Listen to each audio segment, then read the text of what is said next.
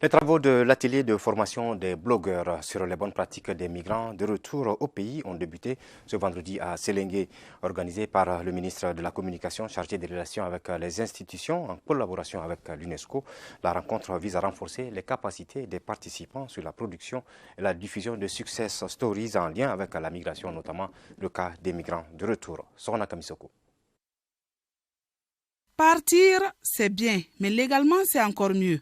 Nombreux sont les jeunes qui tentent de traverser les mers et les océans, risquant leur vie pour gagner leur subsistance. C'est pour amener les blogueurs à s'impliquer davantage dans la conscientisation des futurs candidats à la migration irrégulière que cette session a été initiée. Cet atelier vise donc à former des influenceurs pour relayer des informations sur la réussite de ces migrants de retour afin de servir d'inspiration et de motivation pour les autres. Au cours de ces 2 jours d'échange, un accent particulier sera mis sur les enjeux actuels de la migration. Il sera également question de renforcer les compétences des participants en matière de production et de diffusion de success stories en lien avec la migration, notamment les migrants de retour.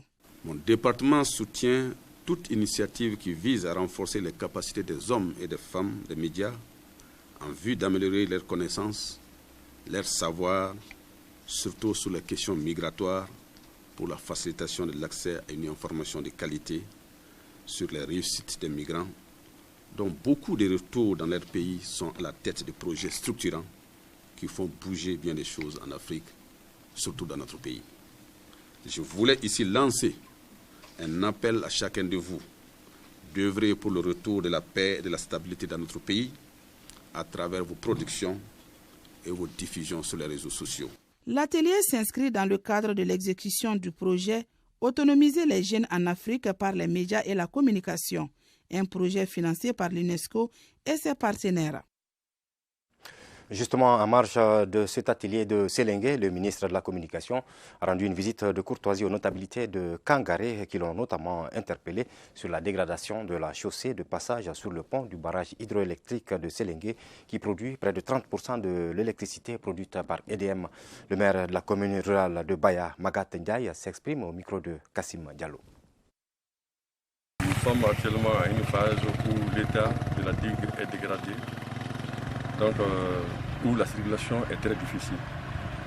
Pour aller d'un bout à l'autre, on est obligé de choisir ces trous pour passer.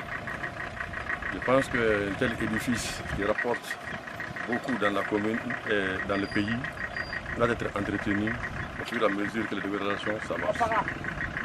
Depuis la dégradation décennale, il y a plus de 10 ans maintenant, la direction des eaux n'a pas eu lieu. Tout le monde s'attendait à ce que cette dégradation se fasse dans l'intérêt de tout un pays.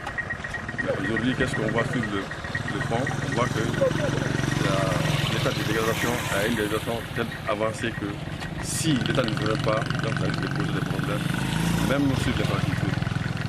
La digue est retenue, ça a retenu à peu près plus de 2 milliards de mètres cubes par sur le contrôle des techniciens. Donc maintenant, qui fait que maintenant l'eau est même en permanence sur le fleuve Niger pour arriver jusqu'au niveau de l'office du Niger pour la contre-saison. Donc c'est un ouvrage où donc maintenant on avise l'État.